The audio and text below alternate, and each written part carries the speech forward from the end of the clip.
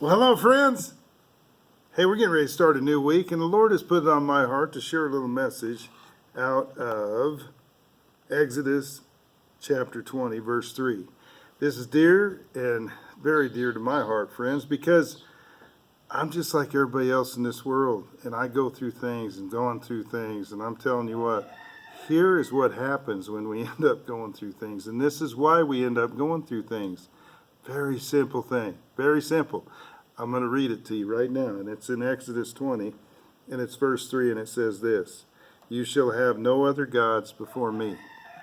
Friends, every time we get ourselves in a position in this life where we have another God besides our God that is taken over in our lives, and it doesn't matter what it is for you, but I can tell you that for me it's been things in my life that has taken me totally away from God when I think that I am moving straight toward Him 100 miles an hour.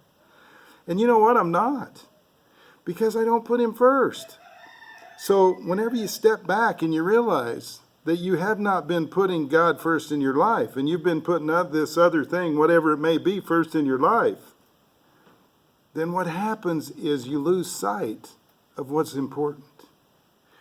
You start to do things that don't make sense. You know why? Because you're not trusting in God. You're not putting Him first. He says, "You shall have no other gods before me." Friends, to me, what that means to me today is it means this. Anytime that we do anything outside of not first going to Him, it's going to not be good. It won't be good. I can tell you right now. It might feel good, and you might think that it's okay, but I don't know if you guys seen the movie God's Not Dead.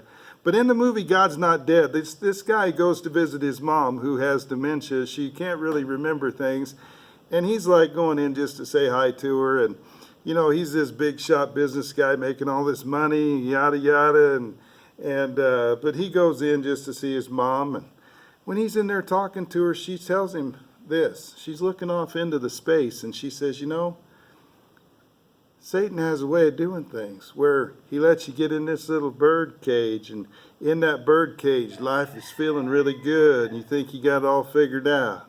And then all of a sudden that door slams shut, and ain't no place to go." Friends, that is what happens when we do not keep God first in our life. But guess what? The good news is, the good news is we don't have to stay in jail. That's the good news. The good news is we can turn back to the God that loved us first, and He will continue to love us and forgive us.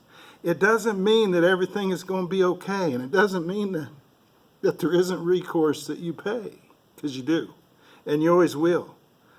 But guess what?